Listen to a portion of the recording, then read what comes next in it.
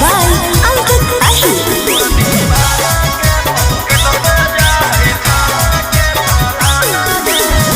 घरवा में घुस के करो कर देही ना डरावा, फंस जाएंगी फेरा में तोरा लगो में डरावा। हे रे घरवा में घुस के करो कर देही ना डरावा, फंस जाएंगी फेरा में तोरा लगो में डरावा। पुलिस प्रशासन के तू बनल है निशाना रे, तोर दीवाना के पॉकेट से जा है थाना के सालाना गे।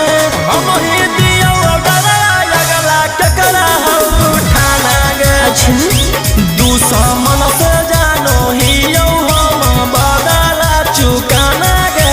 हम ही दियो डरा लगला केकरा हम उठाना गे।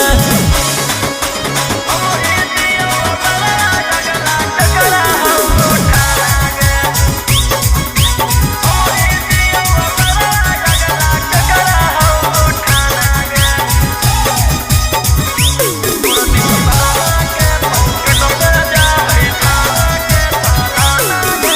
थाना पुलिस अजले होले बोल के कर रे, लागो हो केस तोरा ऊपर जे करते कर रे।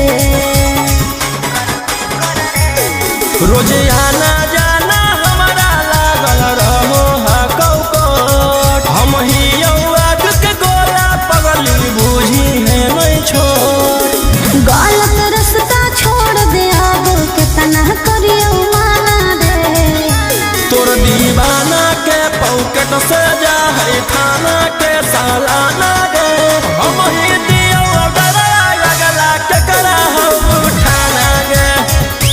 दुश्मन से जानो ही हम बदला चुकाना गे। हम ही दियो डरा लगला केकरा हम उठाना गे। हम ही दियो डरा लगला केकरा हम उठाना गे। हम ही दियो डरा लगला केकरा हम उठाना गे। तोर दीवाना के पॉकेट से जा है थाना के सालाना गे। जीवन बर्बाद नहीं कर करी के ला